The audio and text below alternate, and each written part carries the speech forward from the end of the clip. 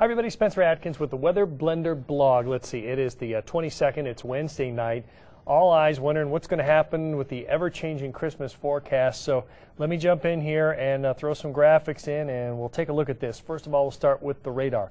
And we'll show you that this is a composite here. We have a good bit of snow up across New England. We have a little patch of snow drifting from the north to the south, making things a little icy. Not a lot of accumulation, but a little icy across West Virginia. A little patch across South Dakota that could drift to the southeast ahead of the big storm out in California. That's the big red L that you see, big area of low pressure that's going to track to the east. And there it is again on the surface map. High pressure is key, though, to the north, to the development of what could be a big storm on Sunday, or perhaps not. You can see the high up across the North Dakota area and up to the north of that. But that area of low pressure across California is going to slide to the east and stay along the southern states. Here's our outlook.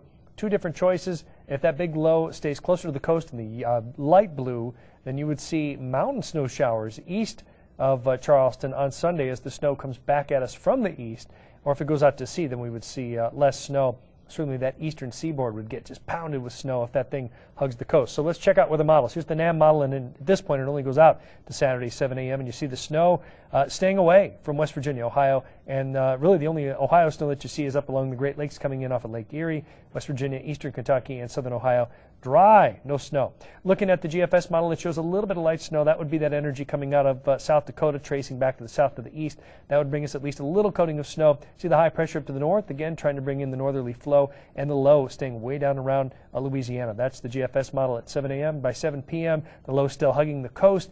Could see some snow already in North Carolina, but the snow for West Virginia, southern Ohio, eastern Kentucky would all be dried from Lake Erie, coming in off that northerly flow, thanks to the high. Then the low takes shape if we're looking at the GFS 7 a.m. Sunday, let's say off the coast of Charleston, South Carolina. Now the GFS wants to just take it out to sea and really not crank up that big of a storm, and the high is again well to the west here, even of Lake Superior.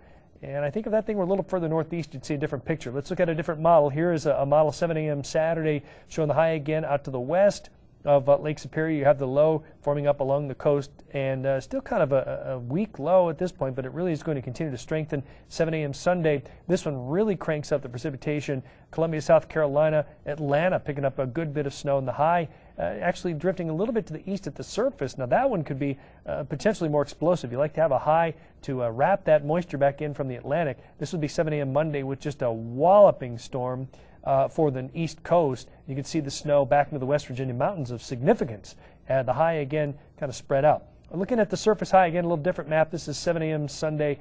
This shows the surface high still up above Lake Superior and the low off the east coast. You really need a good development of a high, but I think it needs to be a little farther to the north and to the east. That would be ideal. This is the GFS, and it shows that high again on Sunday out a little bit maybe too far to the west to really crank that storm up, which is why it could just slide its way on off into the ocean. A couple of quick peeks at snow totals. Again, 2 to 4 inches is portrayed by the GFS by Sunday 7 a.m. across West Virginia, eastern Kentucky, although I'm not sure exactly where that all comes from, with barely anything for the east coast. And again, this is the NAM model, and it only goes out to about Saturday night, about 3 inches in the high terrain. And again, barely anything at all. That would actually have to come Sunday into Monday for that east coast. But boy, if that other model verifies, you would have a walloping storm. So we'll keep you up to date on the situation. Right now, still many questions, but on Christmas Day, I don't think we're going to see a whole lot of snow. Little light accumulation out there, maybe enough to go out there and hit with the broom, but probably not going to need to get out there and shovel, and it shouldn't hamper your travel plans no matter what. On Saturday, we'll keep an eye on Sunday. That's the latest right here on your Weather Blender blog.